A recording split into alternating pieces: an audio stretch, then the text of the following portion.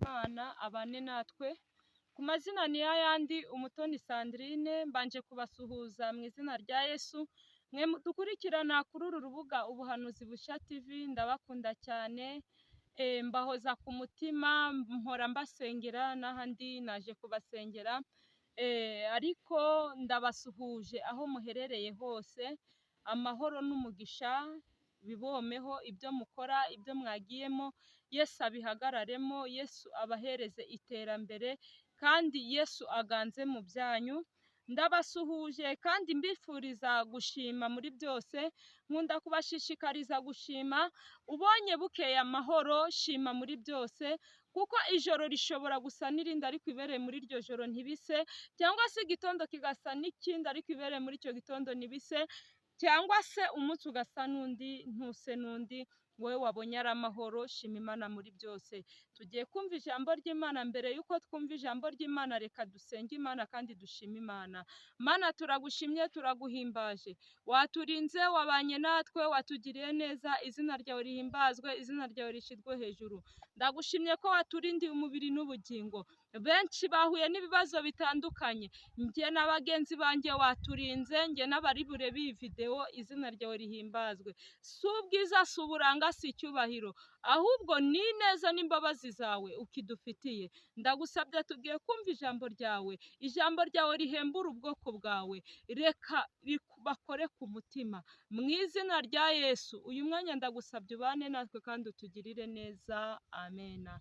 Tugiye kumva ijambo ry'Imana, ariko intego yacu y'ijambo ry'Imana ry'uyu munsi, tubane amahoro, niko ijambo ry'Imana rivuga. Tugiye kumva ijambo ry'Imana riri mu Baheburayo. Abaheburayo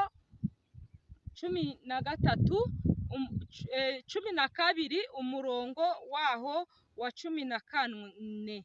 Reka dusome mu izina rya Yesu. Mugire umwete wo kubana n'abantu bose amahoro. Ijambo ry'Imana riravuze ngo tugire umwete. Ntago ari umwete wo gukora ibyaha, ntago ari umwete wo kubwirana nabi, ntago ari umwete w'urwango, ntago ari umwete wo kujya mu bapfumu no kuroga, ahubwo ijambo ry'Imana riratubwiye ngo tugire umwete wo kubana amahoro. Kadukomeze ngo kuko utejejwe atazareba umwami Imana. Ngo utejejwe, ngo ntazigera areba umwami Imana. Imana itugirire neza. Gira umwete wo kwezwa, ugira umwete wo kubana n'abandi amahoro. Ntugire umwete wo kujya mu matiku, ntugire umwete wo gusenya runaka, ntugire umwete wo gushyushya inkuru, ahubwo gira umwete wo kubana n'abandi bose amahoro. Ngo kuko utazagira umwete wo kubana abandi nabo amahoro, ntazagira umwete wo kubona umwami Imana. Imana itugirire neza. Kadusome Yohana 4:7 umurongo wa 8.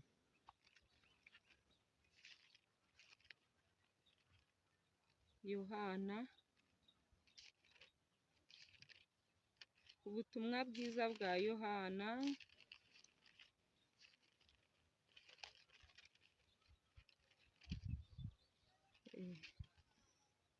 4.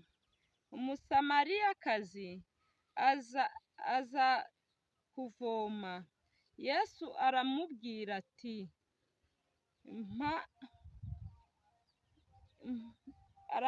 ati mputuzi two kunywa. Haleluya. Ngo kuko bigishwa be bari bagiye ku mudugudu ibyo kugura ibyo kurya. Natarutse, reka dutangire 7. Umusamariyakazi aza kuvoma. Yesu aramubwira ati mpa utuzi two kunywa. 7. Kuko abigishwa be bari bagiye ku mudugudu kugura ibyo kurya. Twakire neza ijambo ry'Imana.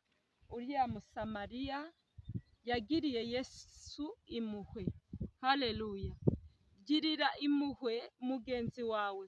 Ntuwifuze gutunga ibyo kurya byinshi, uwo muturanye ubona aburaye. Ntiwifuze kuba wakwambara imyenda 5 muri karitiye hari uwambaye ubusa. Ntiwifuze kuba watunga byinshi, hari igihe ubitunga ntubigiriremo amahoro, ugasanga wa wundi witungiye duke adufitiyemo amahoro. Gira umwete, ugira imbabazi nk'izo uriya musamariyakazi yagiriye Yesu. Haleluya. Ngo arangije amuhereza utuzi two kunywa.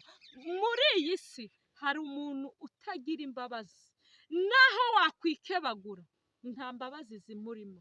Burya umuntu utagira imbabazi muri we aba ari umwana wo kurimbuka. Ariko umunyembabazi, ijambo ry'Imana riravuga ngo hahirwa umunyembabazi kuko nawe azazigirirwa. Ikintu nkwifurije, nimba utagira umutima w'imbabazi, Kristo agushyiremo umutima w'imbabazi, ugire umutima wo kwezwa no kubana n'abandi bose amahoro, kandi ugire imbabazi nk'uko uriya musamariya yagiriye Yesu imbabazi. Haleluya. Imana itugirire neza. Reka twongere dusome Abakorinto 13 umurongo wa mbere. Abakorinto ba mbere, Abakorinto ba mbere 13 umurongo wa mbere. 13 kadusome mu izina rya Yesu.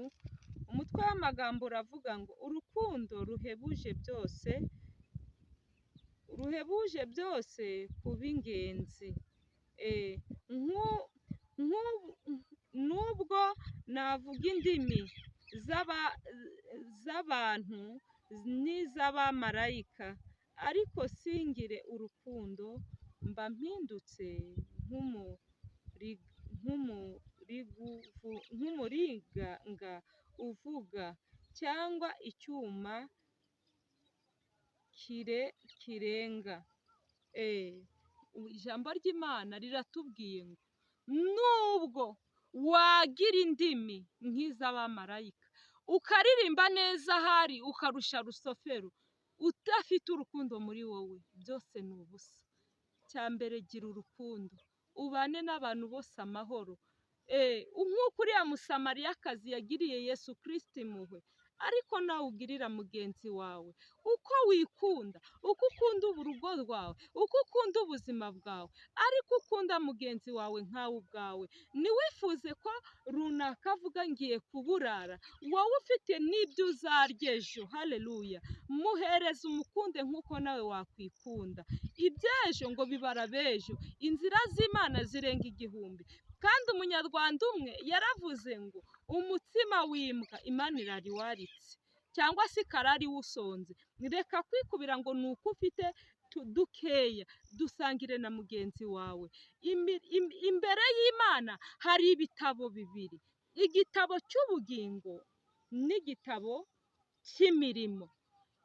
Iyo wakoze neza byandikwa muri cya gitabo, kandi n'iyo wagize nabi hari igitabo byandikwamo. Ariko cyane cyane igitabo gifite agaciro ni igitabo cy'ubugingo n'igitabo cy'imirimo. Haranira mirimo, kuko bugingo arahenze, ntabwo ari ugupfa kumubona. Ntabwo amafaranga ufite azaguhesha imirimo, ntabwo azaguhesha ijuru. Ntabwo bugingo buzaguhesha kubera ko ufite imitungo, kubera ari wowe uzwi ngo wenda ngo uzabona ijuru. Umva, icyo gihe nta ruswa, nk'uko ugera ahantu ugatanga ruswa, hariya buri wese imirimo ye niyo izamuvugira, nta kujurira. Imirimo yawe niyo izakujuririra. Imana itugirire neza. Haranira gukunda mugenzi wawe nkawe ubwawe. Amahoro y'Imana abane natwe. Wowe udukurikirana kuri uru rubuga, nkwifurije gukunda mugenzi wawe nkawe ubwawe. Ugirire mugenzi wawe impuhwe nk'uko uriya musamariyakazi yagiriye Yesu wacu impuhwe. Amahoro y'Imana abane natwe. Amena.